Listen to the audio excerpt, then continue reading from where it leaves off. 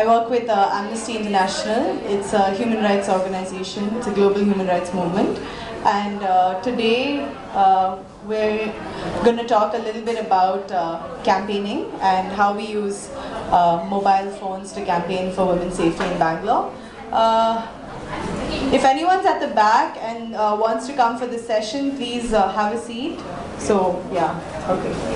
Okay, great. So, can I just ask from this audience, has anyone here heard of the Shakti Mills gang rape which happened in Mumbai? Just by a show of hands, can people raise, just to see how many? Okay. So for those of you who have heard of what happened, one of the colleagues of the young lady who was raped wrote an article. So I've requested someone from the audience to actually just read out an excerpt from that. So I'm just going to hand it over to the person who I requested. Thank you for Madhvika. Thank you for volunteering. So if you can just read it out, and yeah, just everyone, I'll project it up as well. So. The other four pushed Megha further inside the mill to a bare complex which looked in a state of either interrupted construction or partial dismantling. A wrecked ceiling and a rubble floor bridged by chipped pillars. Here the five took turns to assault her. Afterwards, they took photos of her with their phones, threatening to come after her if she told the police. Megha's initial medical examination is completed, and I'm back inside the private ward, where our lives are getting rearranged. Her statement is being recorded, and mercifully, a woman officer is now present, even if two male officers are the ones taking notes and asking questions in soft tones. Behind me and within earshot of everyone, another officer with a kind face engages in intermittent chatter with the nurses. ये बहुत बुरा हुआ, पर वहाँ जाने की ज़रूरत क्या थी? वो भी अकेले. लड़कियों को लगता है वो कहीं भी जा सकती है. For those who don't know Hindi, what happened was awful, but why did they have to go there? And all alone? Do girls think they can go just about anywhere? The following day, on Friday, September 4th, both Megha and Deepak are called in for a test identification parade, TI. National law for this, and some states, for example, have certain guidelines in place, that tell the police, okay, a woman officer needs to be present, certain things need to be in place. But the fact of the matter is, in Karnataka, no such thing exists. So if I as a woman walk into a police station tomorrow and I complain saying, I've been assaulted or something has happened to me, there's no written protocol for the Karnataka police to actually understand how to take that report. Now just here, what does that mean? It just means that basically at many times they don't even officially know what to do. Unofficially they may say, okay, come sit down, drink some water, you've probably gone through a horrible experience.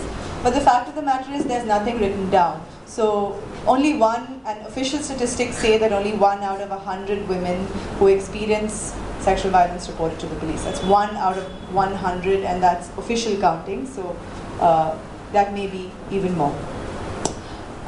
So when you have a problem like this, how do we go about talking about it? I have a question. Yes. How do you know that 1 in 100 women report? What is the statistics? Who has done it? So the National Family Health Survey in India, which is the last survey, the last official survey, and unfortunately these surveys are supposed to happen every few years, but they happen in 2005, 2006. Those are official statistics, and it's sad that it's been 10 years since that survey was done. There have been many independent organizations that have said that these statistics might be higher, but as Amnesty, we look at official statistics. We haven't done an official survey ourselves, but we rely on government statistics, knowing that this is the National Family Health Survey. So have you ever tried to do some analysis on the data? See, if 24,000 rape cases are annually registered, so that means if 1 in 100 are reporting, so you mean to say that 24 lakh cases are happening in India?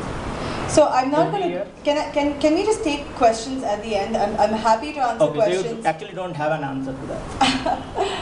Okay.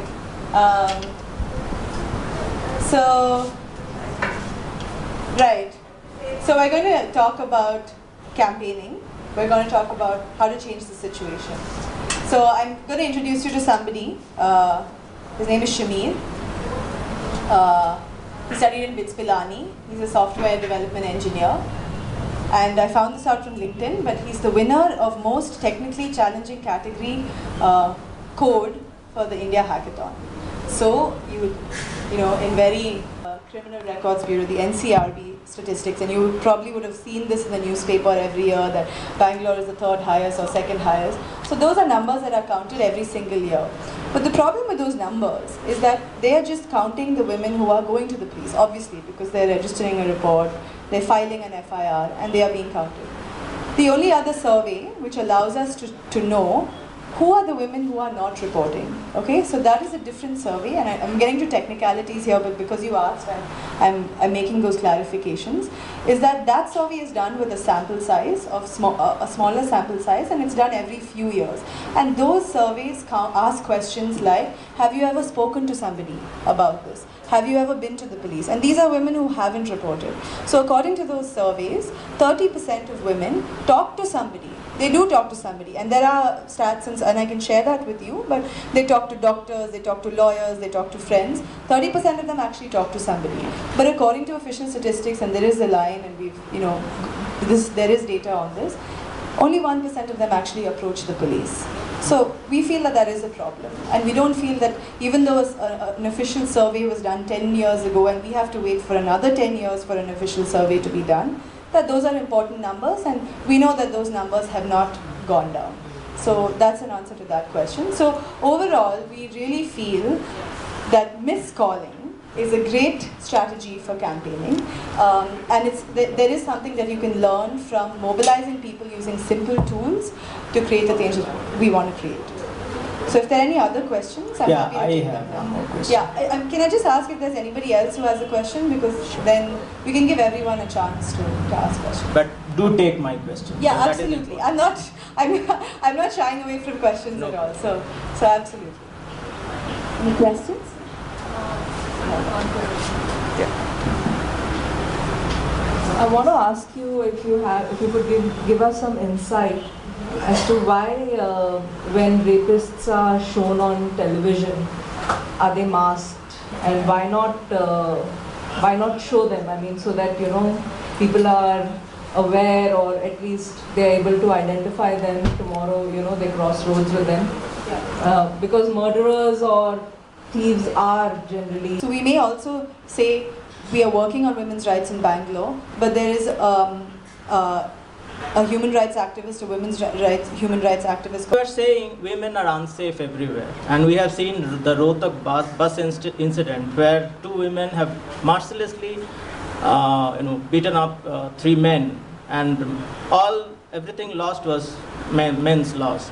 They failed lie detector test, the women, but they are not punished.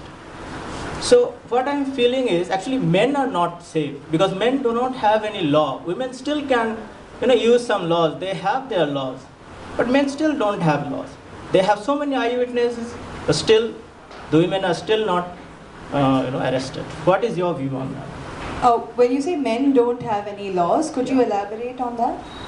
Take the Rohtak incident, take rape, any men rape victims. Yeah. They cannot, when women are the perpetrator, they don't get justice.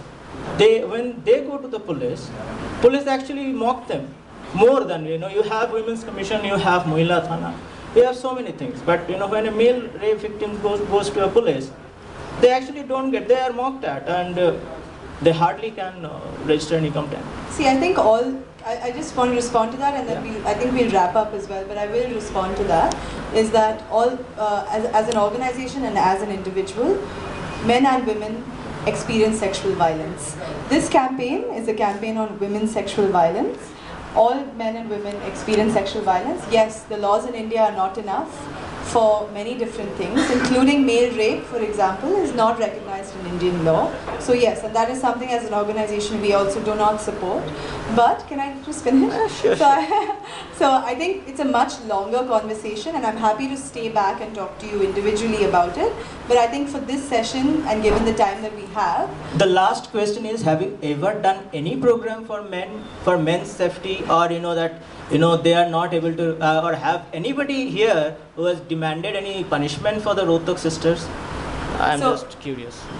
Currently, I will say we don't have a campaign on men's safety. You actually never had any campaign. Okay. You only take money from men, but create all laws against men. You create misandry in the society. We appreciate that's